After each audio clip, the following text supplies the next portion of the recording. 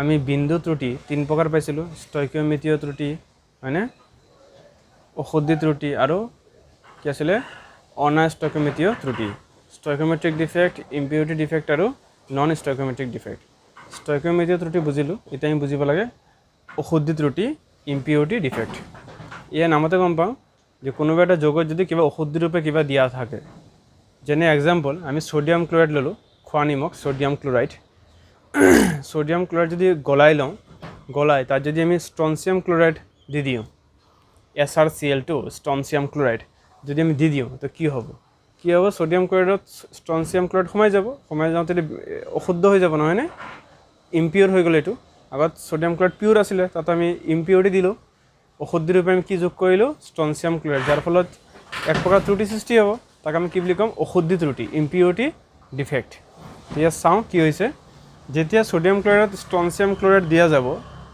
তো কি হ'ব আমি জানো এটা ষ্ট্ৰনচিয়াম আয়নৰ চাৰ্জ হৈছে 2+ Sr2+ ষ্ট্ৰনচিয়াম কেটায়নৰ চাৰ্জ Sr2+ আৰু সোডিয়াম কেটায়নৰ চাৰ্জ কিমান সিঙ্গেল প্লাছ হয়নে যেতিয়া সোডিয়াম কেটায়ন সোডিয়াম ক্লোৰাইড ক্ৰিষ্টেলত সোডিয়াম কেটায়নবোৰ আছে তাত যেতিয়া ষ্ট্ৰনচিয়াম ক্লোৰাইড দিয়া যাব তো ষ্ট্ৰনচিয়াম যেটা আয়ন সেই আয়নে সোডিয়াম কেটায়নক ৰিপ্লেস কৰিব হয়নে মানে তাক প্ৰতিস্থাপিত কৰিব গতিকে কি হ'ব দুটা সোডিয়াম কেটায়ন ওলাই গৈ তাৰ জায়গাত এটা ষ্ট্ৰনচিয়াম কেটায়ন সোমাই যাব এয়া দেখা পাইছো আমি এই দুটা স্থান এই সোডিয়াম কেটায়ন আৰু এই সোডিয়াম কেটায়ন দুটা সোডিয়াম কেটায়ন ওলাই যাব তাৰ খলনি এটা ষ্ট্ৰনচিয়াম আয়ন সোমাই যাব কাৰণ কি দুটা সোডিয়ামৰ যেটো চাৰ্জ যেটো আধান হেতে এটা ষ্ট্ৰনচিয়াম আয়নৰ লগত সমান হ'ব দুটা সোডিয়াম কেটায়নৰ চাৰ্জ হ'ব 2+ আৰু এটা ষ্ট্ৰনচিয়ামৰ আয়ন 2+ গতিকে দুটা সোডিয়ামৰ যিমান আধান এটা ষ্ট্ৰনচিয়াম আয়নৰ আধান হিমানে গতিকে দুটাৰ ঠাইত কি হ'ব এটাই সোমাব যাতে ইয়াৰ মুঠ আধান কি থাকে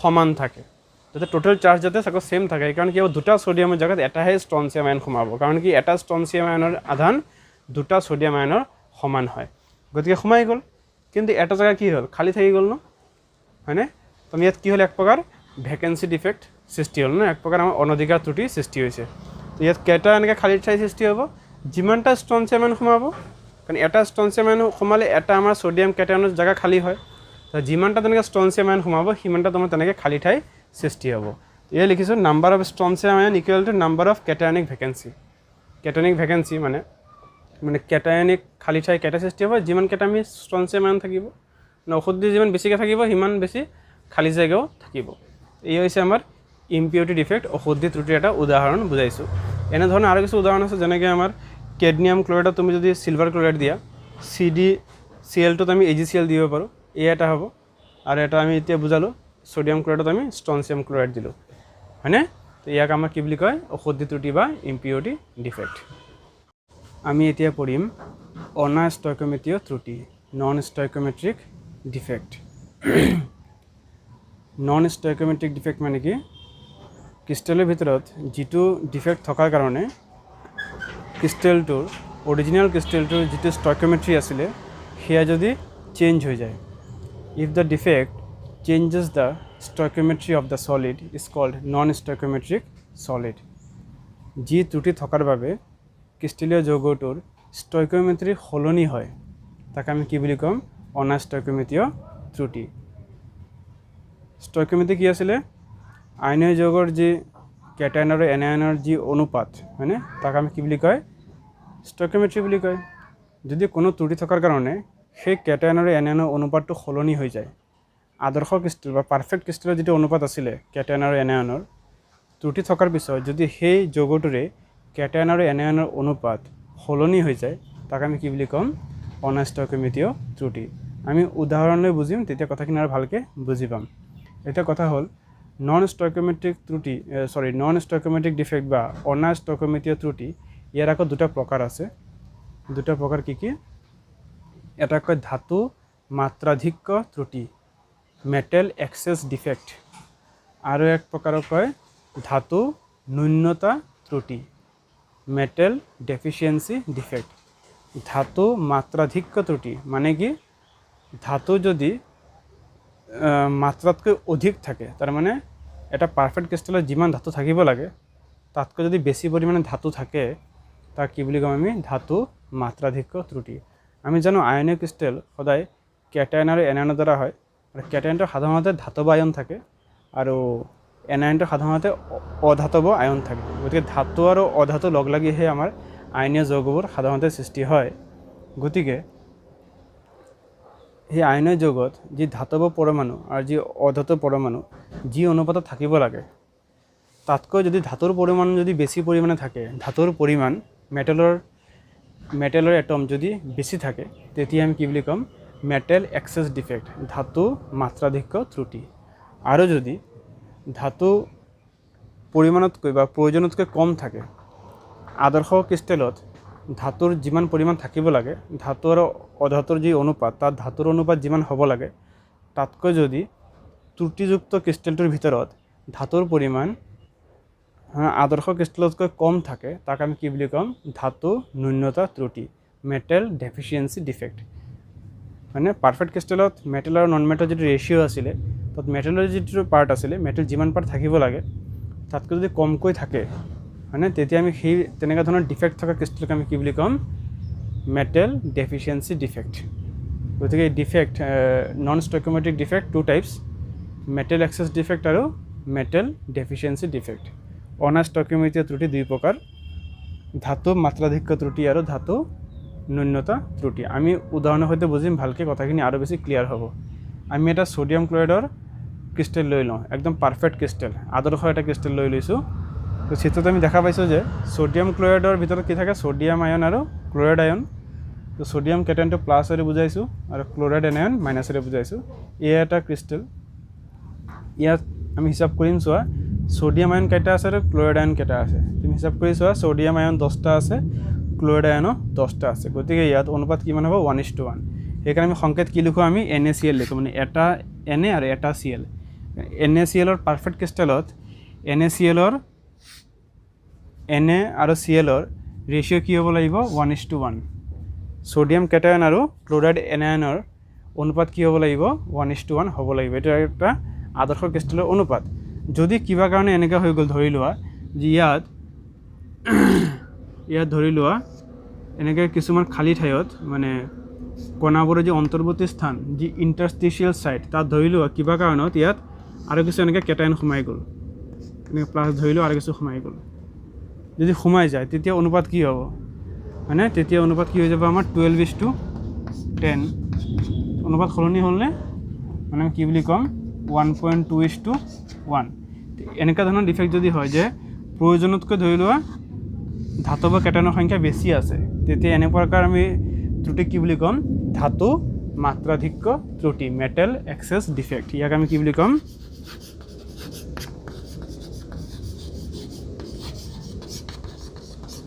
ইয়াক আমি মেটেল এক্সেছ ডিফেক্ট বুলি ক'ম য'ত কি থাকিব মেটেলৰ যিটো অনুপাত থাকিব লাগে ধাতুৰ যিটো ৰেচিঅ' থাকিব লাগে তাতকৈ ধৰি লওক ধাতুৰ ৰেচিঅ'টো বেছি আছে তাক আমি কি বুলি ক'ম মেটেল এক্সেছ ডিফেক্ট বুজি পাইছনে আৰু মেটেল ডেফিচিয়েঞ্চি মানে কি ধৰি লওক এই আদৰ্শ ক্ৰিষ্টেল আছিলে ধৰি লওক কিবা কাৰণত কেটায়নৰ সংখ্যা কেইটামান কমি গ'ল কিবা কাৰণত এনেকৈ ত্ৰুটি সৃষ্টি হ'ল য'ত মানে মাজে মাজে কেটায়ন নোহোৱা হৈ গ'ল তেতিয়া আমি কি হ'ব অনুপাতটো আমাৰ ধাতু হৈ গ'ল প্লাছ হৈ গ'ল 8 আৰু নন মেটেল হৈ গ'ল মাইনাছ হৈ গ'ল 10 তাৰমানে কিমান হ'ল এইটো আমাৰ 0.8:1 এনেধৰণৰ ডিফেক্ট যদি সৃষ্টি হয় তাক আমি কি বুলি ক'ম মেটেল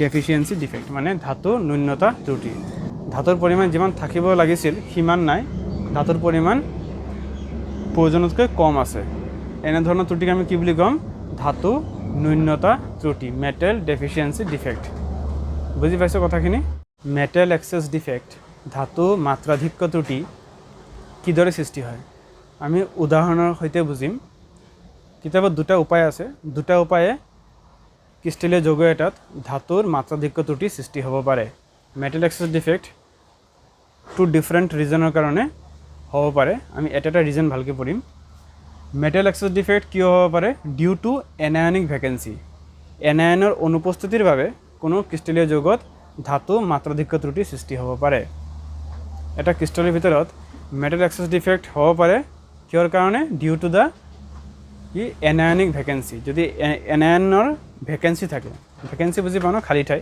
মানে য'ত এনায়ন থাকিব লাগিছিল সেই ঠাইত ধৰি লওক এনায়ন নাই, নাথাকিলে তাৰ ফলত কি হ'ব, ধাতু মাত্ৰাধিক্য ত্ৰুটি সৃষ্টি হ'ব, মেটেল এক্সেছ ডিফেক্ট ক্ৰিষ্টেলটোত সৃষ্টি হ'ব। আমি এটা এক্সাম্পলৰ সৈতে বুজিম। ধৰি লওক এটা আমি ক্ৰিষ্টেল লৈ ল'ম, ছ'ডিয়াম ক্লৰাইড NaCl।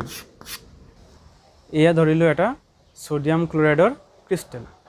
এতিয়া আমি কি কৰিব লাগে, এই ক্ৰিষ্টেলটো আমি ধৰি লোৱা উত্তপ্ত কৰিছোঁ, ক্ৰিষ্টেলটো মই হিট কৰিলোঁ, আৰু তাৰ ওপৰেৰে মই ধৰি লোৱা ছ'ডিয়াম ভেপাৰ, ছ'ডিয়ামৰ বাষ্প, ছ'ডিয়াম ধাতুৰ বাষ্প ইয়াৰ ওপৰেৰে পাৰ কৰি দিলোঁ, ঠিক আছে, প্ৰবাহিত কৰিলোঁ। মেটেল ভেপাৰ আমি যাবলৈ দিলোঁ ইয়াৰ ওপৰেৰে, ছ'ডিয়াম মেটেল ভেপাৰ ইয়াৰ ওপৰেৰে যাব। যাওঁতে কি হ'ব, কিছুমান ছ'ডিয়াম পৰমাণু এই পৃষ্ঠৰ ওপৰত আহি জমা হ'ব, কিছুমান ছ'ডিয়াম এটম আহি ইয়াৰ ওপৰত আহি হয়নে ওপৰত কি এডজৰ্ব হ'ব, মানে ওপৰত আহি জমা হ'ব। জমা হ'ল, জমা হোৱাৰ পিছত কি হ'ব, আমি জানো ছ'ডিয়াম পৰমাণুবিলাক সুস্থিৰ নহয়। ছ'ডিয়াম পৰমাণু সাধাৰণতে এটা ইলেক্ট্ৰন ত্যাগ কৰি ছ'ডিয়াম কেটায়ন সৃষ্টি কৰে, আৰু ছ'ডিয়াম কেটায়ন ছ'ডিয়াম পৰমাণুতকৈ বেছি সুস্থিৰ। সেইকাৰণে ছ'ডিয়াম পৰমাণুবোৰে কি কৰিব, লগে লগে এটা ইলেক্ট্ৰন ত্যাগ কৰিব, কৰি ছ'ডিয়াম কেটায়ন সৃষ্টি কৰিব, যাৰ ফলত কি হ'ব, আমাৰ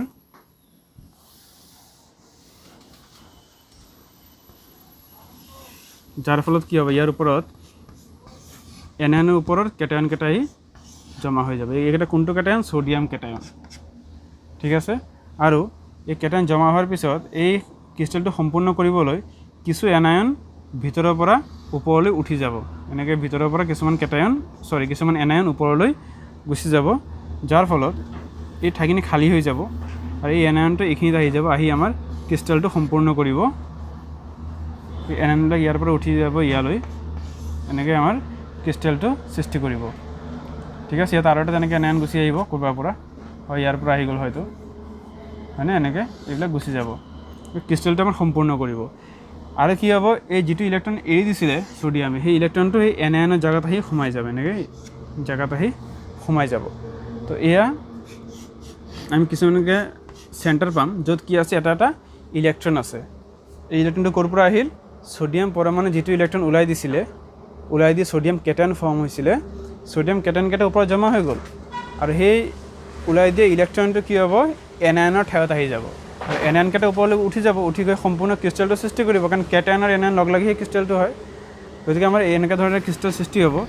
এই এটা ত্ৰুটিপূৰ্ণ, এটা ডিফেক্টেড ক্ৰিষ্টেল সৃষ্টি হ'ল, ছ'ডিয়াম ক্লৰাইডৰ ডিফেক্টেড ক্ৰিষ্টেল। এতিয়া ইয়াত তুমি হিচাপ কৰি চাবা, কেটায়নৰ সংখ্যা কি আছে, এনায়নতকৈ বেছি আছে। ইয়াত কি হৈছে, নতুনকৈ কেটায়ন আহি জমা হৈছিলে, কিন্তু এনায়ন বাঢ়া নাই, এনায়নৰ সংখ্যা আগৰখিনি আছিলে, খালি এনায়ন ভিতৰৰ পৰা ওপৰলৈ উঠি গৈছিলে, হয়নে। গতিকে ইয়াত কি হ'ব, আমাৰ ইয়াত কোন প্ৰকাৰ আমাৰ ডিফেক্ট হ'ব, মেটেল এক্সেছ ডিফেক্ট হ'ব, হয়নে, ধাতু মাত্ৰাধিক্য ত্ৰুটি হ'ল, হয়নে। কাৰণ ছ'ডিয়ামৰ পৰমাণুহে জমা হৈছিলে, গতিকে ছ'ডিয়াম কেটায়নৰ সংখ্যা বাঢ়ি গ'ল, কিন্তু ক্লৰাইড এনায়নৰ সংখ্যা আগত যিমান আছিলে এতিয়া সিমানেই আছে। গতিকে যেহেতু ক্লৰাইডৰ তুলনাত ছ'ডিয়াম ধাতুৰ পৰিমাণ বাঢ়ি যাব, গতিকে এনেধৰণৰ ত্ৰুটিক আমি কি বুলি ক'ম, মেটেল এক্সেছ ডিফেক্ট, ধাতু মাত্ৰাধিক্য ত্ৰুটি। আৰু কিহৰ কাৰণে হ'ল, এই এনায়নিক ভেকেঞ্চি, মানে এইবিলাক এনায়নবোৰ, ইয়াত এনায়নকেইটা নাই, যদি থাকিলে হয়তো আমি সম্পূৰ্ণ শুদ্ধ ক্ৰিষ্টেল বুলি ক'লোঁ হয়, নহয়নে।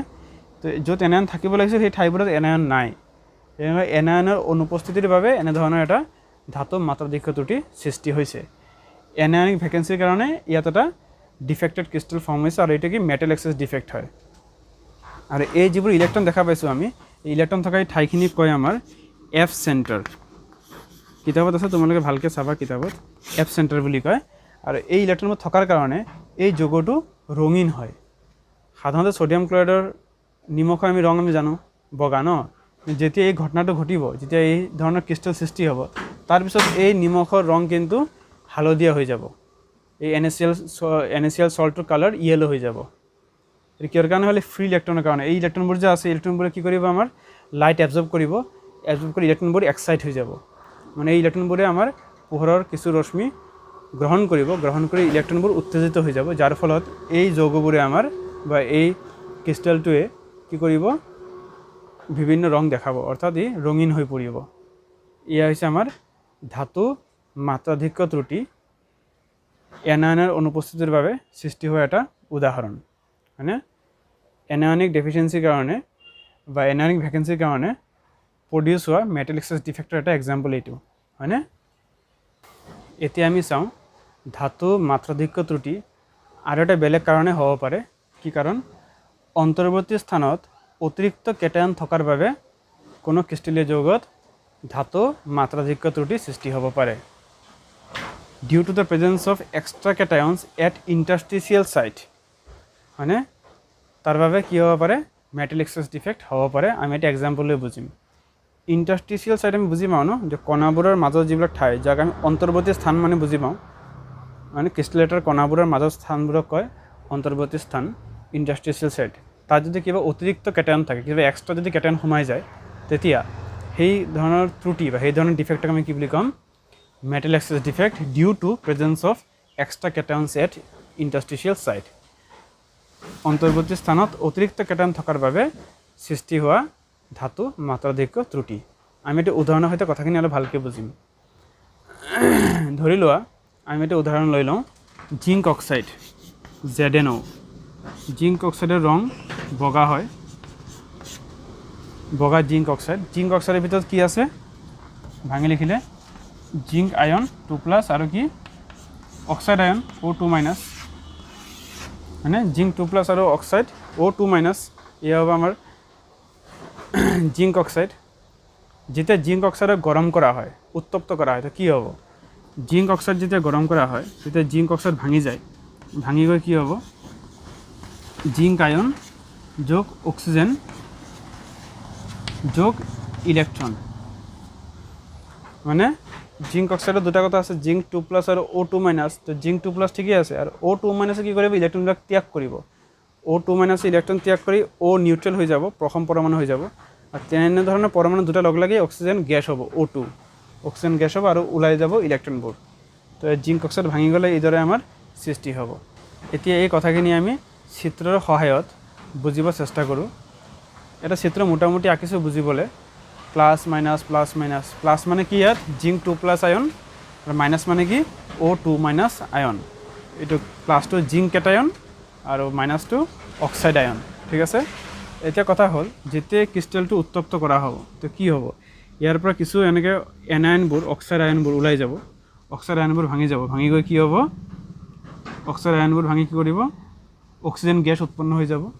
মানে O2- যি আছে, O2- আয়নে ইলেক্ট্ৰনটো ত্যাগ কৰি O+ দুটা ইলেক্ট্ৰন ওলাই যাব।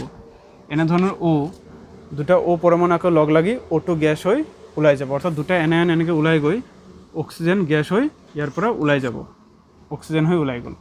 গতিকে ওলাই গ'ল, এইখিনি খালী ঠাই হৈ গ'ল। তেনেকৈ এই এনায়নটো আৰু কাৰোবাৰ লগত আৰু কাষত থকা এটাৰ লগত ওলাই যাব। এনেকৈ আমাৰ ওপৰৰ পৃষ্ঠৰ এনায়নবোৰ ওলাই যাব, কাৰণ যিটো আমাৰ অক্সাইড আয়ন আছে, এইটো ইলেক্ট্ৰন ত্যাগ কৰি অক্সিজেন পৰমাণু হৈ তেনেধৰণৰ পৰমাণু দুটা লগ লাগি আকৌ অক্সিজেন গেছ হৈ ওলাই গুচি যাব। গুচি গ'ল, তো থাকি গ'ল কি? আমাৰ কেটায়নবোৰ। এই কেটায়নবোৰ কি কৰিব? ভিতৰত সোমাই যাব। গতিকে এই কেটায়নবোৰ মাজে মাজে অন্তৰ্বৰ্তী স্থানত এনেকৈ মাজে মাজে সোমাই যাব, এনেকৈ ইয়াত মাজে মাজে সোমাই যাব, ইণ্টাৰষ্টিচিয়েল ছাইটত সোমাই যাব। সেইকাৰণে আমি পঢ়িছিলোঁ যে due to the presence of extra cation at the interstitial site, হয়নে। অন্তৰ্বৰ্তী স্থানত অতিৰিক্ত কেটায়ন থকাৰ বাবে, নহয়নে। এনেকৈ আমাৰ কেটায়নবোৰ ভিতৰলৈ সোমাই যাব, আৰু ওলাই দিয়ে ইলেক্ট্ৰনবোৰ মাজে মাজে সোমাই যাব। এইবোৰ মাজে মাজে এনেকৈ ইলেক্ট্ৰন আকৌ সোমাই যাব। যিবোৰ ইলেক্ট্ৰন ওলাই দিছিলে, আমি ই বুলি লিখি দিলোঁ মই, ই। এনে মাজে মাজে ইবিলাক আকৌ সোমাই যাব। কোনকেইটা ই? যিকেইটা অক্সিজেনে এৰি দি গুচি গ'ল, হয়নে। অক্সিজেনে এৰি দি ইলেক্ট্ৰনবিলাকৰ ভিতৰলৈ সোমাই যাব, আৰু কেটায়নবিলাক মাজে মাজে সোমাই যাব। তো এই ক্ৰিষ্টেলটো যেতিয়া চোৱা, এই ক্ৰিষ্টেলটো তেতিয়া ভালকৈ মন কৰিলে দেখা পাম যে আমি ইয়াত কিন্তু এনায়নৰ তুলনাত কেটায়নৰ সংখ্যা বেছি আছে, মানে ধাতুৰ পৰিমাণ বেছি আছে। কাৰণ অধাতুবিলাকতো ওলাই গুচি গ'ল ন, গেছ হৈ ওলাই গুচি গ'ল। তো জিংকৰ পৰিমাণ কি হ'ব? ক্ৰিষ্টেলটোত বাঢ়ি যাব, অৰ্থাৎ মেটেল কি হ'ব? এক্সেছ হৈ যাব, ধাতু মাত্ৰাধিক্য হৈ যাব, ধাতু পৰিমাণ বাঢ়ি যাব। ই এটা ধাতু মাত্ৰাধিক্য ত্ৰুটিৰ আৰু এটা উদাহৰণ, হয়নে। তো ধাতু মাত্ৰাধিক্য ত্ৰুটি দুই ধৰণৰ হ'ব পাৰে। আমি ছ'ডিয়াম ক্লৰাইড বুজালোঁ আমি যে এনায়নিক ভেকেঞ্চিৰ কাৰণে হ'ব পাৰে, এনায়নৰ অনুপস্থিতিৰ বাবে হ'ব পাৰে। আৰু দ্বিতীয় আমি বুজিলোঁ জিংক অক্সাইডৰ ক্ষেত্ৰত, য'ত কি হয়? তোমাৰ জিংক কেটায়নবিলাক অন্তৰ্বৰ্তী স্থানত সোমাই যায়। কিছু এক্সট্ৰা কেটায়ন আমাৰ ইণ্টাৰষ্টিচিয়েল ছাইটত গুচি আহে কাৰণে কাৰণ এনায়নবোৰ ওলাই যাব, অক্সিজেন গেছ হৈ ওলাই যাব, আৰু জিংক কেটায়নবোৰ ভিতৰলৈ সোমাই যাব। মাজে মাজে অন্তৰ্বৰ্তী স্থানবোৰত সোমাই যাব, যাৰ ফলত ইয়াত কি ধাতুৰ পৰিমাণ বাঢ়ি যাব ক্ৰিষ্টেলটোত, হয়নে? তো এই দুটা আমাৰ উদাহৰণ আমাৰ মেটেল এক্সেছ ডিফেক্টৰ, মানে ধাতুৰ মাত্ৰাধিক ত্ৰুটিৰ আমি দুটা উদাহৰণৰ সৈতে কথাখিনি আমি বুজিব পাৰোঁ। এতিয়া আমি চাওঁ ধাতুৰ ন্যূনতা ত্ৰুটি, মেটেল ডেফিচিয়েঞ্চি ডিফেক্ট। আমি ইতিমধ্যে বুজিছোঁ মেটেল ডেফিচিয়েঞ্চি ডিফেক্ট মানে কি, এটা আয়নীয় ক্ৰিষ্টেলত যিমান পৰিমাণ মেটেল থাকিব লাগে তাতকৈ যদি কম পৰিমাণ মেটেল থাকে তাক আমি কি বুলি ক'ম, মেটেল ডেফিচিয়েঞ্চি ডিফেক্ট। ক্ৰিষ্টেলৰ যৌগ এটাত ধাতু আৰু অধাতুৰ যি অনুপাত, মানে যিটো আদৰ্শ ক্ৰিষ্টেলৰ যিটো অনুপাত থাকিব লাগে ধাতু আৰু অধাতুৰ, কিন্তু ত্ৰুটি থকাৰ পিছত যদি ধাতুৰ পৰিমাণ যিমান থাকিব লাগে তাতকৈ যদি কম পৰিমাণে থাকে ধাতু, তেতিয়া আমি কি বুলি ক'ম, সেই প্ৰকাৰ ত্ৰুটি কি বুলি ক'ম, ধাতু ন্যূনতা ত্ৰুটি। কাৰণ যি ত্ৰুটিৰ বাবে ক্ৰিষ্টেলৰ যৌগটোত ধাতুৰ পৰিমাণ প্ৰয়োজনতকৈ কম আছে তাক আমি কি বুলি ক'ম, ধাতু ন্যূনতা ত্ৰুটি। আমি এটা উদাহৰণৰ সৈতে বুজিম। ধৰি লওঁ আমি এটা উদাহৰণ লৈ লৈছোঁ, এটা আমি ক্ৰিষ্টেলীয় যৌগ বা এটা আয়নীয় যৌগ লৈ লৈছোঁ আমি ফেৰাছ অক্সাইড FeO। ফেৰাছ অক্সাইডৰ ভিতৰত আমি জানো কি থাকে, Fe2+ আয়ন আৰু অক্সাইড O2- আয়ন। ফেৰাছ আয়ন আৰু অক্সাইড আয়ন, ফেৰাছ অক্সাইড Fe2+ আয়ন আৰু O2- আয়ন। আৰু ইয়াত Fe আৰু Oৰ অনুপাত কি হ'ব, 1:1 দেখিলে গম পায়, Fe এটা O এটা। গতিকে ফেৰাছ অক্সাইড যিটো আয়ন তাৰ ষ্টয়কিঅমেট্ৰি কিমান, 1:1। কিন্তু যেতিয়া ফেৰাছ অক্সাইড প্ৰস্তুত কৰা হয়, প্ৰস্তুত কৰাৰ পিছত দেখা যায় যে এই ফেৰাছ অক্সাইডৰ ভিতৰত Fe আৰু Oৰ অনুপাত 1:1 পোৱা নাযায়। Feৰ পৰিমাণ প্ৰয়োজনতকৈ কিছু কম পোৱা যায়। গতিকে অনুপাতটো কি ওলায়, মানে 0.93 to 0.96, মানে হ'ব লাগে 1। Feৰ পৰিমাণ হ'ব লাগিছিল 1 আৰু Oৰ পৰিমাণ হ'ব লাগিছিল 1, কিন্তু Feৰ যিটো পৰিমাণ, Feৰ অনুপাত কি পোৱা যায়, 0.93:1 তাৰ পৰা 0.96:1। তাৰমানে আমি যি ফেৰাছ অক্সাইড ক্ৰিষ্টেলীয় যৌগ বনাইছোঁ, আমি পাব লাগিছিল Fe আৰু Oৰ মাজত অনুপাত হ'ব লাগিছিল 1:1, কিন্তু আমি যে পাম, আমি কি পাম সদায় 0.93:1 বা 0.94:1 বা 0.96:1। আমি গড়ে 0.95:1 ক'ব পাৰোঁ। তো 0.95:1 পোৱা যায়, কিন্তু পাব লাগে 1:1, মানে Feৰ মান 1 হ'ব লাগে, কিন্তু Feৰ মান কি আছে 0.93 বা 0.94 বা 0.95 বা 96। গতিকে আমি 1 পোৱা নাযায়, অৰ্থাৎ আমি Fe যিমান পাব লাগিছিল আমি ইমান নাপাওঁ। এয়া FeO ফেৰাছ অক্সাইডৰ এটা আমি ক্ৰিষ্টেল ড্ৰ কৰিছোঁ, আঁকি লৈছোঁ। Fe2+ আয়ন আৰু অক্সাইড আয়নৰ আমি এটা সজ্জা আঁকি লৈছোঁ। ইয়াত কি হয়, যেতিয়া ক্ৰিষ্টেলটো সৃষ্টি হয়, তো সৃষ্টি হোৱাৰ পিছত দেখা যায় যে কিছুমান জেগাত আমি Fe2+ৰ ঠাই খালী পোৱা যায় আৰু কিছুমান Fe2+ৰ ঠাইত আমি কি পাম, Fe3+ পোৱা যায়। ইয়াতো আমি তেনেকৈ Fe3+ পাম, পাব লাগিছিল Fe2+, কিন্তু কিছুমান জেগাত কি হয়, Fe2+ৰ সলনি Fe3+ পোৱা যায় আৰু কিছুমান ঠাই খালী পোৱা যায়। ইয়াৰ কি হ'ল, আমি কি কৰিলোঁ, 3টা মই Fe2+ মুচি দিলোঁ। তো 3টা যদি Fe2+ আয়নৰ যি মুঠ চাৰ্জ হ'ব, এয়া কাৰ সমান হ'ব, Fe3+ আয়নৰ দুটাৰ সমান হ'বনে, 3 2 6 2 3 6, হয়নে? 3টা Fe2+ আয়নৰ যিমান আধান Fe3+ আয়নৰ দুটা আয়নৰ সমান হয়। গতিকে 3টা Fe2+ ওলাই তাৰ জেগাত দুটা কি সোমাই যাব, Fe3+ সোমাই যাব। 3টা Fe2+ৰ সলনি দুটা Fe3+ সোমাই যাব। গতিকে তুমি বাহিৰৰ পৰা দেখাত কিন্তু মুঠ আধান আকৌ সমানেই পাবা, হয়নে? কিন্তু কি হ'ল, ইয়াত কি হ'ল, এটা খালী ঠাই সৃষ্টি হ'ল, এটা ত্ৰুটি সৃষ্টি হৈ গ'ল ন। তো এনেধৰণে কিছুমান ত্ৰুটি দেখা পোৱা যায়, হয়নে? ইয়াত তুমি চোৱা Feৰ পৰিমাণ কমি গ'লনে, Fe 3টা ওলাই দুটাই সোমাইছে, গতিকে ধাতুৰ পৰিমাণ কি হ'ল, কমি গ'লনে? সেইকাৰণে এনেধৰণৰ ত্ৰুটি কি বুলি কয়, ধাতু ন্যূনতা ত্ৰুটি, মেটেল ডেফিচিয়েঞ্চি ডিফেক্ট। এই ডিফেক্ট হোৱাৰ কাৰণে মেটেলটোত কি হ'ল, এই ডিফেক্টৰ কাৰণে কি হ'ল, ক্ৰিষ্টেলটোত মেটেলৰ ডেফিচিয়েঞ্চি হৈ গ'ল, নহয়নে? ধাতুৰ পৰিমাণ কমি গ'ল, কাৰণ 3টা Fe ওলাই তাৰ জেগাত মই দুটা Fe সোমালোঁ। চাৰ্জ যেনিবা 2+ জেগাত 3+ দিলোঁ, কিন্তু Fe ধাতুৰ যিটো পৰমাণু, হয়নে, ধাতুৰ পৰমাণু 3টাৰ সলনি দুটা সোমাইছে, অৰ্থাৎ এটা জেগা খালী হৈ গ'ল ন, অৰ্থাৎ ধাতুৰ পৰিমাণ কি হৈ গ'ল, ইয়াত কমি গ'ল। এয়াই ধাতু ন্যূনতা ত্ৰুটি।